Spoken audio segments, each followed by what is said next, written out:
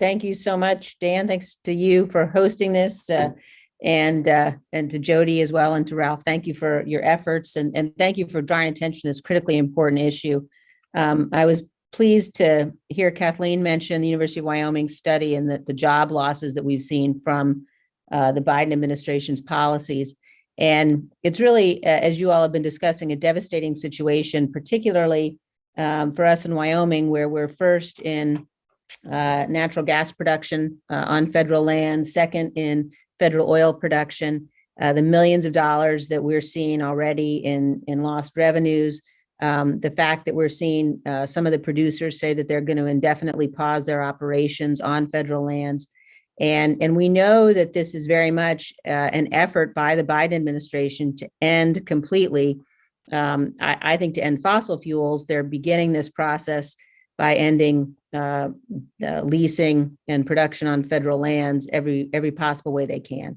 And it's really unfortunate that we've found ourselves in a situation where, the things that we all have been saying that we knew would happen, sadly are happening.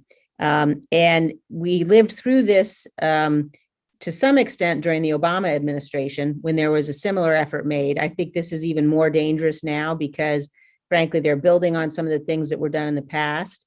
And I think that the efforts are going to require us, now that we've gone from a position where we were energy independent to a position where we no longer are, to a position where we're seeing inflation, we're seeing these rising prices at the pump, and the really detrimental energy policies. I'd be interested in hearing from our witnesses, based upon some of the lessons that we learned when we went from the Obama administration to the Trump administration policies on energy and the benefits that those brought. If you look now at where we are, and certainly we in Congress are going to continue to fight and introduce legislation. I've introduced legislation, for example, that would prohibit bans on oil and gas leasing on public lands, that would maintain royalty rates at 12.5%. But if you look at what we can do now, what would you say are some of the most effective things we can do now to make sure that we're fighting against these policies and that we're prepared to make sure that the industry can recover as effectively as possible, hopefully in the not too distant future, once we have better policies, better leadership in place? Maybe I'll go to Kathleen for that question initially.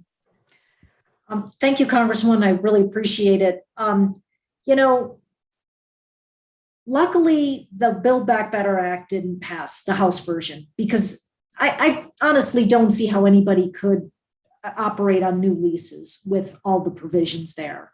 So I do think that it's really positive that that didn't happen. But we expect to see the administration do rulemaking to do several of the things that were in there, like raise royalty rates, rents, bonuses, adding in a new nomination fee. And so there's all these additional costs that they're planning to put in place, which I'm not sure if we can stop that rulemaking. But I think what was effective during the Trump administration, and to some extent, it's not positive because we have this whiplash between different administrations.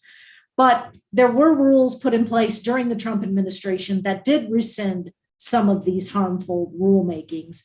And so I would hope that we can do that in the future, but I'm not sure there's a lot we can do with how gridlocked Congress is to stop them from moving forward with increasing costs on federal lands. That has been one of their big priorities, and I'm not sure that I have a simple solution for stopping that. Well, I think it's just such a critically important issue. I think what you all are doing in terms of helping to educate the public about the benefits of American fossil fuels, as you've said, they're the cleanest in the world.